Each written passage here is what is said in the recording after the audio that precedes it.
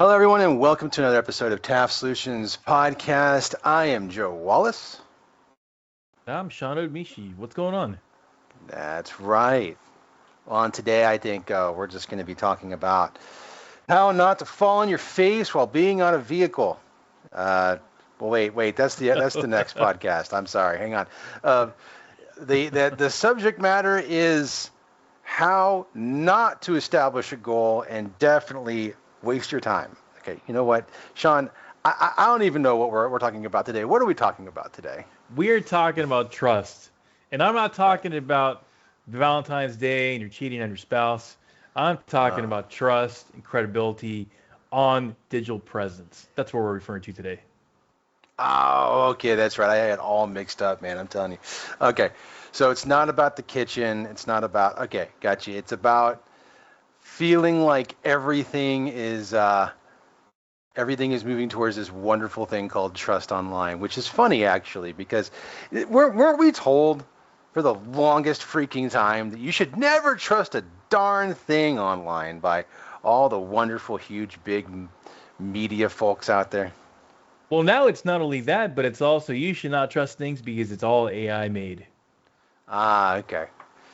Well, there's kind of ironic, I guess, because it is about trust now online and how, I mean, look, I think what you identified really is true in a large extent because people just don't really believe what they see anymore, right? And I think that's kind of why building that trust, having those receipts online is so freaking important because people are obviously more skeptical now, Well, and and they should because the sophistication of these things have actually they've matured. People have also matured in their knowledge as well. But when we talk about trust and credibility, we're referring to websites, we're referring to businesses, and making sure that you find a business online.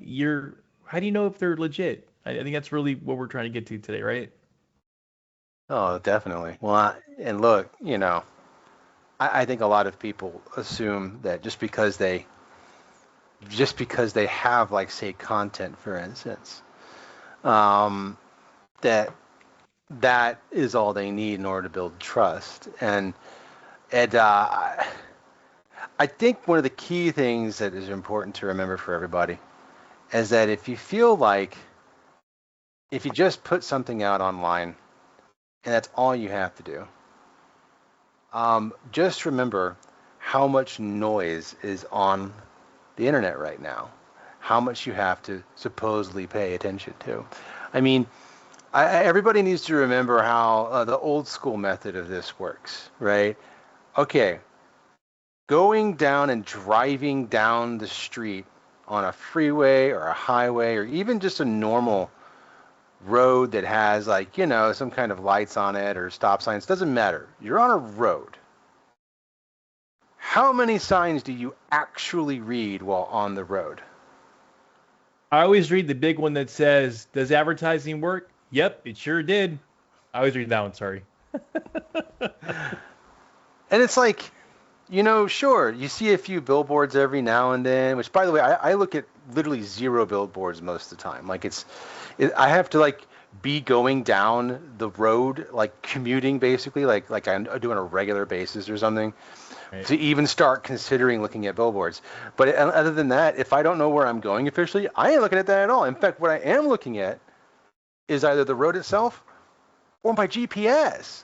And I think this is what people got to remember. It's like, hold on, because I know I'm talking about, like, oh, the signs on the road. You don't look at the signs on the road because your attention is now devoted to the road itself or GPS. The GPS, Sean, has stolen the ability for people to be found physically. It just occurred to me, actually. If you live in Houston, I don't think there's any attention span. People are everywhere, man. Well, that or they're either road raging out, and, like, complaining that somebody's in the left lane and they're camping the left. I can't tell you how often I hear this nonsense about camper the left lane, and I'm just like, okay, now hold on, guys. Just because somebody dipped out over there for a few minutes and then came back over doesn't mean they're camping. But anyway, lots of anger on the road too in Houston is what I'm saying. Right. So, but Well, listen, that's right. it's exactly right, though. The attention is not on what's the local businesses doing around me. What are these? It's on all the other things of the road. Well, there is a checklist, Joe, and there are things that people can do to be able to really start understanding how to trust a company online. And if you're a Oh, business, right, it's very important. Well, let's start with the basics. Do you have a digital footprint online? And hmm if you are not sure what that is, we're definitely going to explain a little more about that. But let's start with the basics. Hopefully you have a website in 2026. And if you don't have a website in 2026, I know a company that can help you. Okay. Anyways, also, do you have a legitimate email? And people say, why use my Gmail? Because I'm comfortable with my Gmail email or my Yahoo or my AOL.com email. I've been using this since 1999 and it does me just well. Well, in 2026, you should be using a vanity email like ours, weirdtaf.com. You should email us. And that's the first piece is making sure that you have a solid vanity email that really lets people know that you're a legitimate business. That's one thing that you can do. The other piece is does your business actually have a physical address? Now you may say, well, I work from home or I do X, Y, and Z. We understand, but stay away from PO boxes. That's the quickest way to get people to flag you. Don't use PO boxes. Either in Google Business Profile, you can put the physical address, or you don't have to put one, and you can say, well, I service people and I come to you. So you don't need to have that particular address. A phone number, Joe. A phone number, and it works. And it yes, has to work, right? absolutely. Right? How many times have you called a company and they don't respond? My favorite one, Joe, is whenever you call the phone number and it says the voicemail for this box is full. Oh man, that is infuriating. I called an electrician. I was trying to get a hold of him, and they Yeah. said the voicemail you called is full. And I was like, okay, yeah, we're gonna go to the next one. Um, do you have a Google Business profile? We Right. talk a lot about that, right? Do you have a Google Business profile? Believe it or not, do you have an active LinkedIn presence? Most people don't, well, I'm a business owner. I don't need LinkedIn. LinkedIn's for communicating online. But you need to have one. And matter of fact, all social media platforms, you should put your stake into it from a security aspect because you don't want people manipulating that and playing that it's you, right? Co-opting your ability to be able to actually claim that it is you. I think you have a story with one of our clients that just was a victim. Yeah, You want to talk about actually. that? Oh, sure. So we have a wonderful, well, all of our clients are wonderful. And obviously, this particular wonderful client had the unfortunate situation arrived to her, and she's got a cleaning business. And, she hires quite a few people online, specifically through, I believe she said, Meta. And really kind of, if she ever is looking for help, she goes to Meta to kind of look for help and hire cleaning people for that, and through that. And I think what's interesting and why I am being very specific about this, about where she finds her help, is because for some reason she got a phone call from not one, but two people at separate occasions saying, hey, I'm calling to follow up basically on this app job posting I found online. They found on Indeed.com. And they were like, and she was like, okay, well, I've never actually used Indeed.com at all to find people. So what's going on here? And they're just like, yeah, well, it's for this chat support, a support position for her company, apparently. And so she naturally is perplexed because, one, she doesn't, of course, like I mentioned, use Indeed for anything like that. And then on top of that, she definitely doesn't offer that as a position that she needs to be filled. So she came to us through our normal chat channels that we have set up for our clients to help reach, when they want to reach out and ask some questions.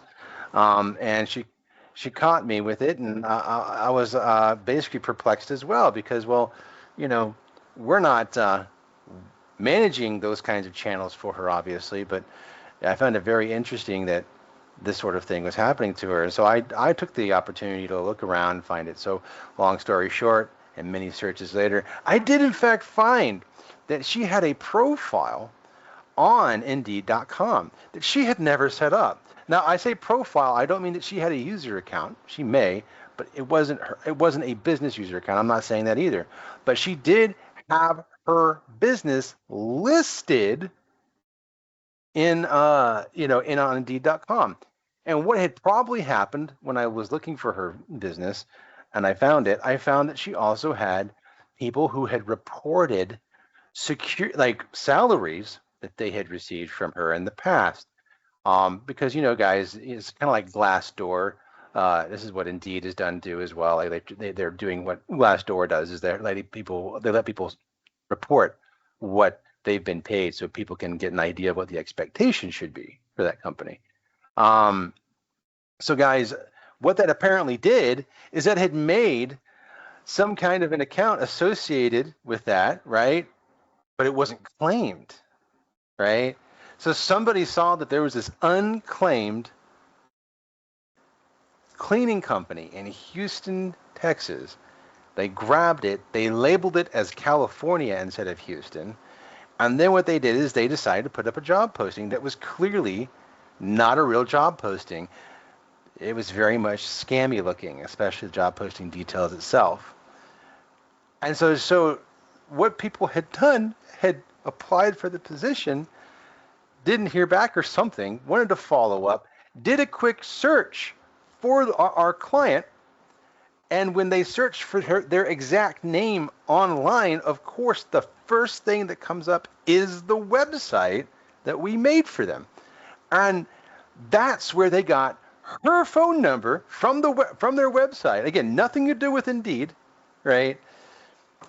And they called her directly. And so you see this breadcrumb trail that just comes. So this is the importance, guys, because we were able to get that flagged, and we're hoping, I don't know if it ever got resolved or not, but I haven't heard anything back that things have continued to go out of control with that. But this is the importance that Sean has talked about sticking your claim. No one had ever thought to claim this thing on Indeed.com. And I definitely don't blame our wonderful client for not thinking of that, because why would you? You can't predict everything, because if that were the case, guys, y'all should be jumping out there. Even if you've only ever hired a couple of people, you should be jumping on Glassdoor and Indeed and LinkedIn and all these other places and desperately making accounts across the internet, basically, for hiring places. There's too many to count, guys. You can't do it. It's impossible. All right. So don't worry about that. But just a fantastic example of why you should at least do the big ones, especially if you think about using the platform in the future. Definitely do the big ones. And that's the end of that story. It's a really telling story, and you and I have never actually experienced that, and I'm glad we were able to share that, because it's really scary. It really is. So imagine doing that, of course, on your social media channels. Imagine that you are being you gain a little bit of growth and traction, and people start wanting to sabotage you, maybe. So maybe you didn't actually make a TikTok account, right? Now someone can come in and call themselves you. What's stopping them, right? And what's stopping them from making terrible, terrible content to make everybody not want to deal with you? So you guys, you got to understand, like, growing means taking on positive and negative things, and you have to try and mitigate those negatives as much as possible. So go ahead, even if you're not posting often, make a social media account on all the different platforms, okay, that you can think of, especially the big ones. But just do it for your business, and definitely even do it on some of the smaller platforms, because those things could eventually become big as well one day. And it's very important we do that. Now, I want to pivot a bit on what customers actually kind of do, though, when it comes down to, understanding what it is that business is doing. Because, guys, marketing is what we get a lot of talking points about when it comes to the content that we talk about, like digital presence and stuff like that. And I think a lot of people get twisted on what digital presence really is. And so some key things that customers actually do when they go online, right? And even if they look at your marketing, say they actually came from one of your advertisements, maybe in a magazine or a click ad they found online, okay, you successfully garnered their attention. What do they do next? Well, if they're looking at your business, they're probably number one doing a quick Google search, which means they're looking at your reviews, they're looking at your photos, they're looking at your social activity. Hell, they're looking at your response behavior. You know, are you active? Do you live? Right? Because guys, I want you to take this to heart. Marketing creates belief. It does, but more importantly, it gets attention. And what it then does is it triggers the need for verification. And you are not, I repeat, not going to win the verification battle unless you have actually put some signals out there for people to actually trust you, aka trust signals. So, do you look alive? Sean, do you think that people should not only look live, but what is the first thing that you personally check when you look at a business? Online Yeah, or when you're looking physically? for a business, what is the first thing you check? Well, I mean, I'll be straight with you. I'm gonna start looking for brand consistency. That's one thing that I really look for. The other piece is I'm really focused on looking at how long they've been in business, how long they've been established. Just it really depends on what it is for the most part. But I think looking at how long they've been in business, especially if I'm looking to invest in something, if I'm looking to I'll use software as a service. This is one where I think a lot of people can relate. In the emergence of vibe coding, everybody's able to create an application online. Everybody's got a tool to solve your problem. And the one thing that I love to do is really do a deep dive in understanding what the company is, how long they've been doing this, are they seasoned, do they know what they're doing? Because what I see online is I'm looking for a particular tool. You see a YouTube video, the guy's talking about I have this issue and I run through this, and then he starts showing the product, okay, and he's explaining about the product. I love to figure out more about the business in terms of reviews, how long they've been, what it does, what are the limitations. I'll do a deep dive. So I think for me, I'm looking for longevity. I'm looking for solid reviews.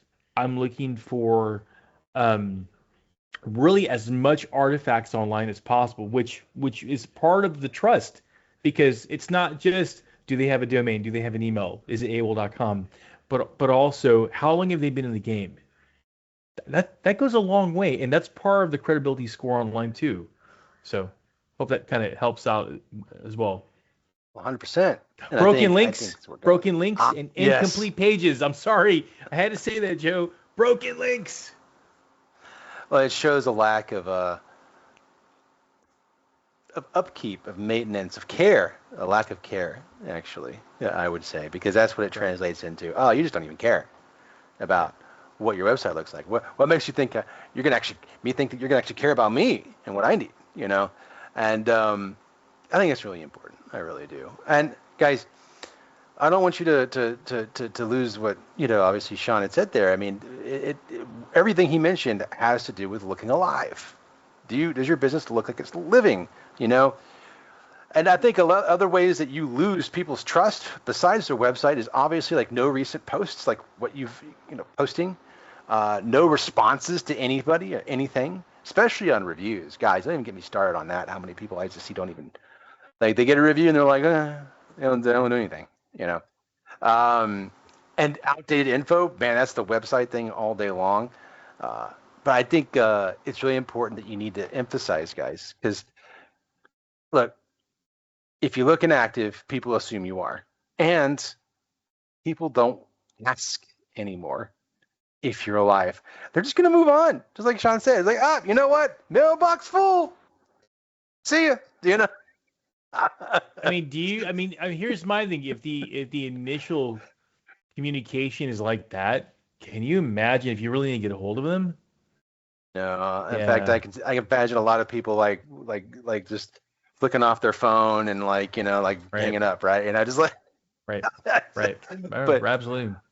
but here's another thing actually I wanted to bring up that's really it's different because I think what a lot of people think about when they think about content they need to put online, you know, the receipts they want to put out there, they're focused on all the time it's going to take to produce that content, the production of it, right?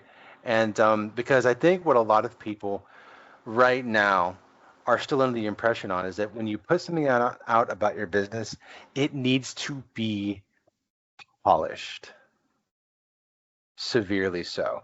And I think one of the key things that has changed significantly on the internet, and it really happened in a short amount of time, actually.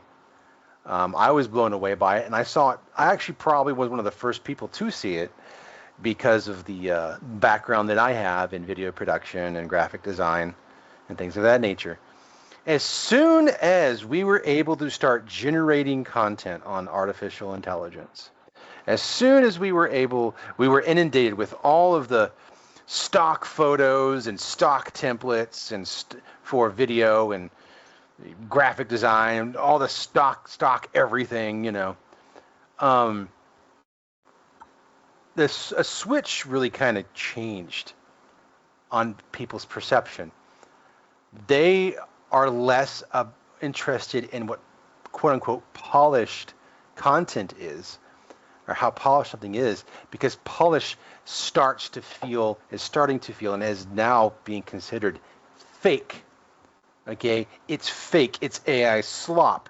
It's not real, because it's so easy now. It's so easy now to produce polished content.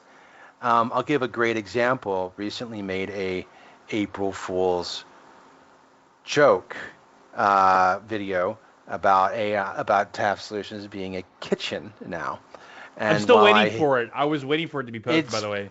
It posted at 11 a.m. So literally just a few 30 minutes ago as of the time of recording this podcast. So what I will tell you is, and of course I don't know what the reception is going to be. I don't expect there to really be one. But just know that it took me 45 minutes to make that video. It took me 45 minutes to make that video. Now I have a ton of experience, guys. I got 25 plus years of experience in video production. And I made it as quickly as I possibly could.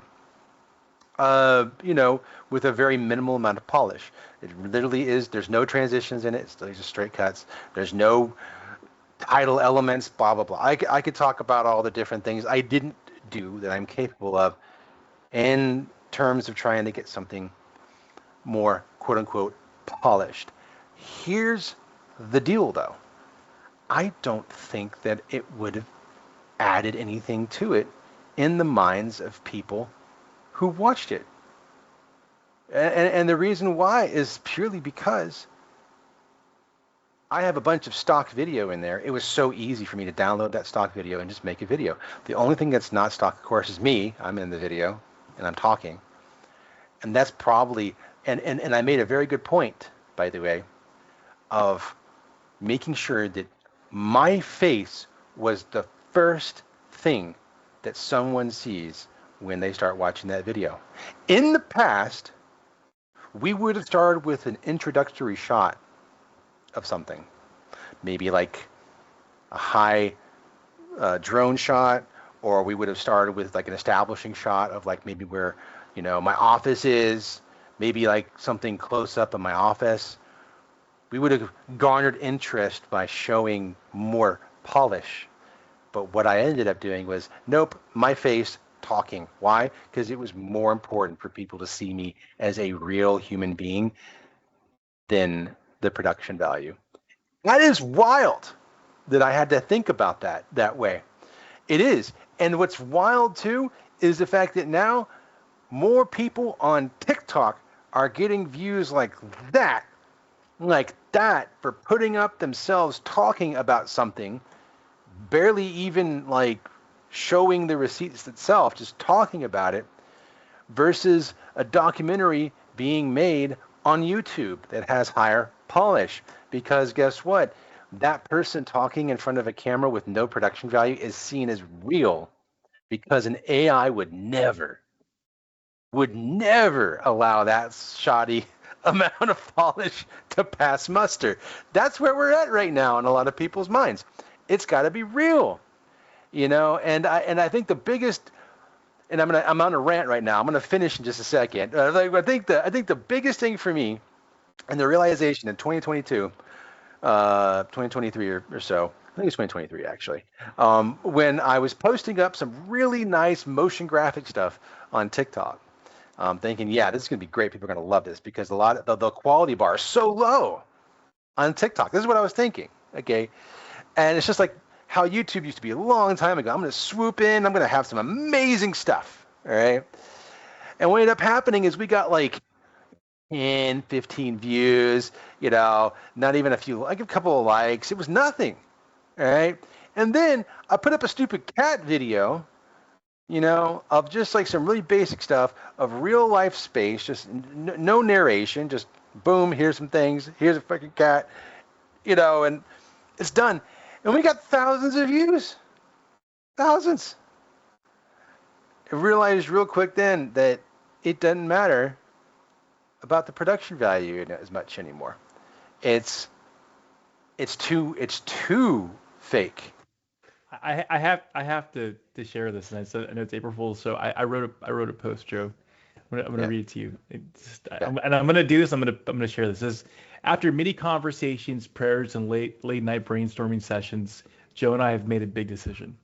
We have decided to step away from serving our community in the capacity of digital presence and agentic marketing to pursue something that has always been close to our hearts: food. Living here in Houston, where food is more than a meal, it's culture, community, and creativity, we felt called to follow our passion to take a bold new direction. Today, we are excited to announce the launch of Houston's premier restaurant by Tap Solutions. Yes, you read that right. From servers and websites to servers and plates. We are incredibly grateful for the overwhelming support and the financial backing we have received to make this dream a reality. This next chapter is all about bringing people together, creating memorable experiences, and serving our community in a whole new way. Please take a moment to watch our intro video and join us on the exciting journey. Thank you for being part of the story, for past, present, and future. We can't wait to serve you. This time from the kitchen, Sean and Joe. That's fantastic. Do you approve? I hope you approve. I do. Just yeah, absolutely, man, absolutely. If they don't see the date, which is April Fool's Day today, I don't know how to help them. Anyway, no, like it's great. And look, all of that I said earlier, by the way, all that stuff is to say that there is no excuse for you not to make content. Period. End of discussion. It needs to look. If you've never made content before, if you've never recorded yourself doing videos, you've never recorded yourself doing audio stuff, even taking pictures, I have great news for you. It doesn't matter how shoddy your capabilities are. That's what people want to see now. So, my God, what are you doing?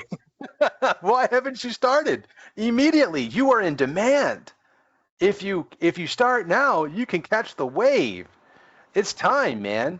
And yes, guys, what you post about is important. I'm not saying to go out there and start shooting cat videos. But guess what? If you do that and you make a channel about cat videos, it's probably going to do very freaking well. I'm not going to lie. But you and 500,000 other people are going to be very happy. But the point is this: your business can easily make itself big by being real, by just being so upfront, being so educational. Guys, it doesn't have to be super polished. It can be some tips that you wish people you've serviced would just take to heart so that it made your job easier. So you can actually make your job easier while making content for people that actually appreciate the content that you're giving. See what I'm saying? It cannot be more easy now than ever. I've never seen it be so easy to create proof that you are a trustworthy company. End rant. Like, Joe, that was really good. I kind of want to trust you. Oh You don't want man. to trust me. I don't know what I'm talking Right. Okay. So what are some of the biggest red flags? I got a list for you, Joe. You ready? Okay. Okay. Here's a trust test. They got a website. They got a real address. They got a phone number. They got reviews. Business registration. Have you checked online? Are they a legitimate business? Clear pricing. Is there a contract? Is there professional communication, or is there communication at all? Right? Now, Yep. the biggest red flags, prices that are dramatically lower than competitors, pressure to pay immediately, requests for unusual payment methods, no contract, sometimes, no reviews, recently created website, no business registration, poor grammar or inconsistent branding, and refusal to provide references. Or case studies. So if you go to Tab Solutions Yeah. website, we have over 40 something case studies, and they're legitimate businesses, and you can find them. So, yeah. I think the this exactly is why we talk so much about being consistent and having those trust signals available for people, because all the things you listed, those are all separate trust signals that failed. You know, like if you're not doing these things, that's what people are going to throw red flags at you at. So I think a lot of people, and I want to kind of, I know we've been going for about a good 20 minutes or so now, but I want to definitely impress upon people the need not to be just louder for the sake of being louder, because marketing, that's what marketing is all about. Marketing is about making yourself louder. It's emphasizing. It's not exacerbating. It's amplifying. It's amplifying what exists already, right? Right. And so if you focus on just being louder than everybody else, it's like screaming at the top of your lungs in a crowd. No one's going to understand what the hell is going on, and everybody's going to think you're crazy because you're going, that's it. There's no words. But if you just make yourself become more believable, you actually work towards a message, there's proof online that suddenly the screaming isn't just incoherent. It's like, oh, I've noticed this person and all these things they're saying all make sense. I should work with this person. Or let's say you're in an emergency room, right? The standalone, you're competing with huge companies around you. Maybe then people will believe that company is more important than the giant company down the street, because they actually care about the community versus the big donors they're getting money from, so they can name their new hospital off of them. All right, that maybe that's more important. By developing those things, for the auto care companies that are desperate for people to come in when they have a car problem, but are going, man, we don't post anything online and any of that stuff because it's a waste of time. But why aren't people choosing us anymore? And they're choosing the company down the street that is doing all those things. I don't know, guys. What is it? It's because they invested in doing the Harlem Shake online, and you didn't. All right. Well, maybe not the heart. That's too old, man. That's an old meme. No, see, you just dead meme. Nope. It's coming back. It's gonna come back. Don't do the Harlem Shake. It's old. No, I guarantee you that's negative press. Yeah. You might want to Google it. No, but again, that's the importance, I think. And look, I think the real question you have to ask yourself is, what's worse, no presence or bad presence? You know what this reminds me of? If you remember Napster, remember the cartoon Napster Bad? Mm-hmm. Metallica Good or whatever it was. Yeah. You could have done that. Bad presents, bad. Good present, good. Hey, this is something we should do. Oh, you know what? I don't know. But I will take the win that came from that, which is making fun of of Lars. Metallica's nonsense, especially Lars. Yeah, yeah. No hate against Lars. Just saying that was a freaking phenomenal animated short. I loved it. It was. Naps are bad. A little. No, I Oh, take it it was back. beer. It was beer good. A It was beer little good. That's hate. right. Yeah, beer good, naps are Yeah. bad. Yeah. But I take it back. I'll put a little hate towards Lars just because I feel like he could have handled things a little better when it came to Napster. I did find it ironic though. I found it very ironic, Sean, that they did come back, and now they're on Spotify after years and years of saying we're never gonna stream. Oh my Hey. God, you can make money from this. Well, I mean, their production stuff's totally incredible. But once again, that's a great example. Their brand. If you Yeah. look at what they've done, they're not just a massive, rock band, but it's their brand. Look at the way they market. Look at the way they televise. Look at the way they do their videos. It's very different. They have a massive production, and I think it goes back to what you said before. You put money and time and effort into what you're doing, the bigger picture, it's going to pay off. Yeah. That's why it's so important. We always talk about, the industry standards between 7 and 10%, what you should put in your gross revenue as per your budget for marketing. And this includes print, digital, pens, pencils, beer, good, right? That's what Right. we're getting at, and if you do that, that's going to go a long way. We have clients that choose not to do that, and they come back and they say, hey, I don't understand why I'm not getting the traffic. I'm not understanding why people are not, really clicking on my stuff, or they're not really talking to us. Well, we're in the business to help Yeah. make you shine. And that's the thing. Like there's times where they are coming to you. They are going to your site, and they are. I mean, especially after working with some of the tools that we have that aren't the complete tools, or let's say, or even better, let's say we're running ads for people, right? The traffic is coming. It's there. Here's the problem. They found you, and they found you lacking, and they moved on. They left because you didn't have a digital presence. That's why we tell people all the time, like, hey man, we can definitely look, we can run ads all day long for you, no problem. But we actually would dissuade you from running ads until you have something worth looking at when they finally arrive at your doorstep. It's like going to the Harry Potter castle and freaking Universal Studios, and not in coming to the doorstep, being able to walk up to the doorstep and not being able to go inside. Everyone's gonna be pissed. I haven't watched any of the Harry Potters. I know. I'm sorry. I should watch them. That's fine, but the Yeah. point is there's a huge fan base, and if they made it all the way up to the doorstep, they're gonna want to step inside. All right, you know what I'm saying? Like, come on, and then you deny them. Oh, not only are you gonna get people to be, in that case, you're getting people to not just be apathetic towards you, you're getting people gonna be mad at you now. That's a whole nother problem, right? Anyways, well, guys, I think that's all really the time that we have for today. But guys, keep remembering, we we are all about helping you shine, like Sean said.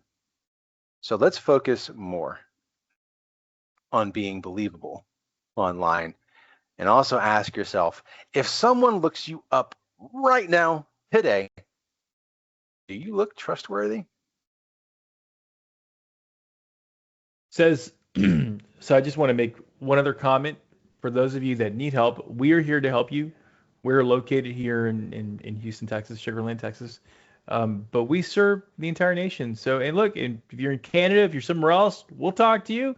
We have some great clients that are actually in Australia too. So let us know. We're able to help. Guys, have a wonderful rest of the week, and we'll catch you next time in a couple of weeks, guys. Take care.